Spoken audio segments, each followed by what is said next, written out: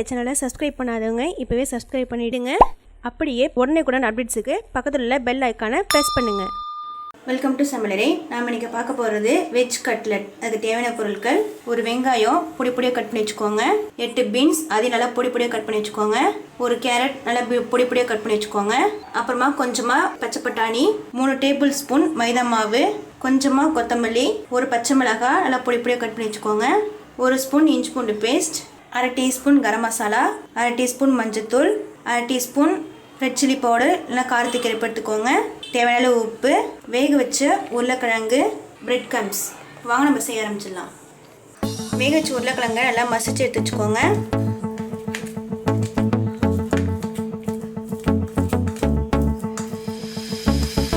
உருளைக்கிழங்கு நல்லா மசிச்சாச்சு. இப்போ நம்ம எல்லாத்தையும் கேரட், பீன்ஸ், வெங்காயம் எல்லாத்தையும் வதக்கிடலாம். வாங்க. இப்போ அடுப்பில் ஒரு பேன் வச்சுட்டு பேன் நல்லா ஹீட் ஆனதும் இந்த தேவையான எண்ணெய் விட்டுக்கலாம்.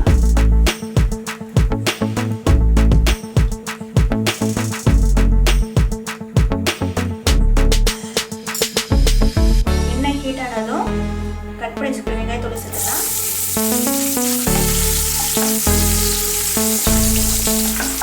வெங்காயம் லைட்டாக வதங்கினதும் கட் பண்ணி வச்சுக்கிற பச்சை மிளகாய் சேர்த்துக்கலாம். இஞ்சி பூண்டு பேஸ்ட் சேர்த்துக்கலாம். ஒரு இஞ்சி பூண்டு பேஸ்ட் வாசனை வரைக்கும் நல்லா வதக்கிக்கலாம்.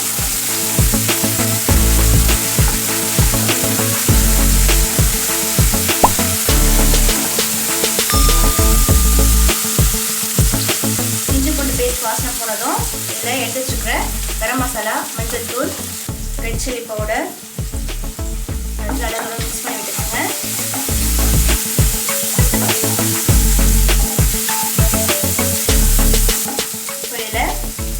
ஃப்ரெஷ் பச்சை பட்டாணி, கேரட், பீன்ஸ் எல்லாத்தையும் நல்லா ஒரு தடவை மிக்ஸ் பண்ணி விட்டுக்கோங்க. இப்போ இதில் தேவையான உப்பு சேர்த்துக்கலாம்.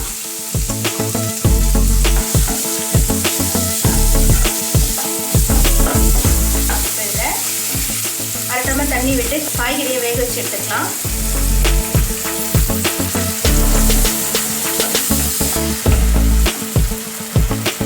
ஒரு 2 நிமிஷம் மூடி வச்சு காய்கறியை வேக விடலாம். இந்த கேப்பில் நம்ம மைதா மாவு பேஸ்ட் பண்ணி எடுத்துக்கலாம். ஒரு பவுலில் எடுத்து வச்சுக்கிற மைதா மாவு சேர்த்துக்கோங்க. கொஞ்சமாக தண்ணி விட்டு நல்லா பேஸ்ட்டாக எடுத்து வச்சுக்கோங்க. ரொம்ப தண்ணியாக விடாமல் கெட்டியாக விடாமல் கட்லெட்டை டிப் பண்ணுற அளவுக்கு நல்லா வச்சுக்கோங்க.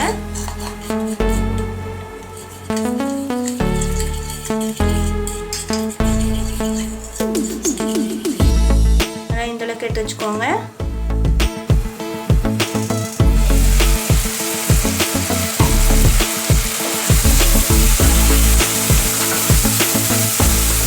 காயெல்லாம் ஓரளவுக்கு வெந்திருக்கு. அப்புறம் இதில் எடுத்து வச்சுக்கிற கொத்தமல்லி, வேக வச்சு மசிச்சு வச்சுக்கிற உருளைக்கிழங்கு எல்லாத்தையும் நல்லா ஒரு மிக்ஸ் பண்ணி விட்டுக்குவோம். நாளைக்கு 2 பெரிய உருளைக்கிழங்கு வேக வச்சு மசிச்சு எடுத்து வச்சுருக்கேன். நீங்கள் எவ்வளோ செய்கிறீங்களோ அதுக்கு தகுந்த மாதிரி உருளைக்கிழங்கு சேர்த்துக்கோங்க.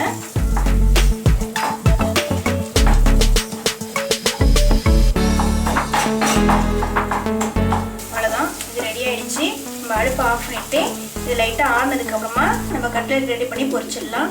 கட்லெட் ரெடி பண்ண ஆரம்பிச்சிடலாம். சூடாகிடுச்சு.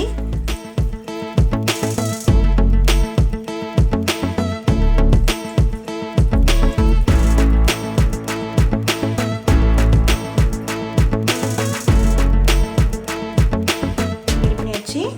அடுத்தது பிரெட் கம்ஸில் பரட்டிக்கலாம் லைட்டாக.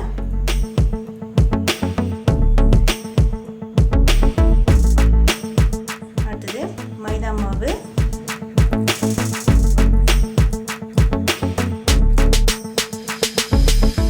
மறுபடியும் பிரெட் கம்ஸில் பட்டிக்கோங்க லைட்டாக.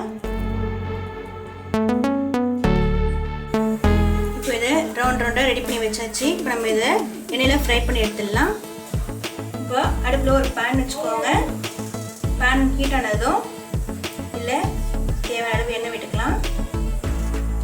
இந்தளவுக்கு எண்ணெய் இருந்தால் போதும். எண்ணெய் லைட்டாக ஹீட் ஆனதும் நம்ம ரெடி பண்ணி வச்சுக்கிற கட்லெட்டை உள்ளே சேர்த்துடலாம். லைட்டாக ஹீட்டாக இருக்கும்போதே போடுங்க, அப்போ தான் உள்ளுக்குள்ளே நல்லா வேகும்.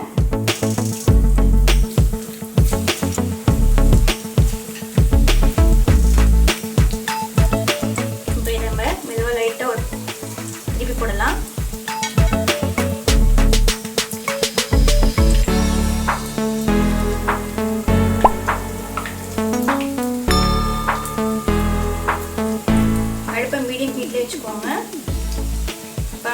கோல்டன் ப்ரௌனில் வரும். அடுப்பு ஸ்பீட் வச்சுன்னா சீக்கிரமாக கரிஞ்சிற மாதிரி ஆகிடும்.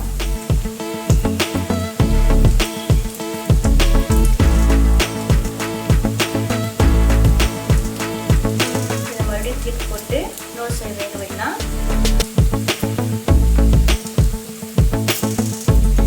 இது திருப்பி போடும்போது ஸ்பூன் இல்லைனா ஃபோக் வச்சுக்கோங்க. அப்போ தான் திருப்பி போட ஈஸியாக இருக்கும். கரண்டி வச்சிங்கன்னா உடையறதுக்கு கூட சான்ஸ் இருக்குது.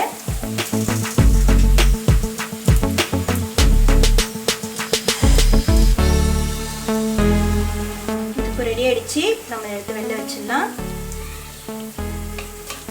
உங்களுக்கு எந்த ஷேப் வேணுமோ அந்த ஷேப்பில் எடுத்துக்கோங்க. நல்லா டிஃப்ரெண்ட் ஷேப்பில் நம்ம பண்ணோன்னா குழந்தைங்க நல்லா விரும்பி சாப்பிடுவாங்க. ஹார்ட்டு, ஃப்ளாரு, ஸ்கொயர் இந்த மாதிரி பண்ணால் கூட குழந்தைங்க நல்லா விரும்பி சாப்பிடுவாங்க. இப்போது ரொம்ப அருமையாக வெஜ் கட்லெட் ரெடி ஆகிடுச்சு. இந்த டிஷ்ஷு வீட்டில் கண்டிப்பாக ட்ரை பண்ணி பாருங்கள். இது எப்படி வந்திருக்குன்னு கமெண்ட் பண்ணுங்கள். இந்த வீடியோ பிடிச்சிருந்துச்சுன்னா லைக் பண்ணுங்கள், ஷேர் பண்ணுங்கள். அண்ட் முக்கியமாக சமையல் சேனலுக்கு சப்ஸ்கிரைப் பண்ணுங்கள். அடுத்த வீடியோவில் நான் உங்களை சந்திக்கிறேன். தேங்க்யூ.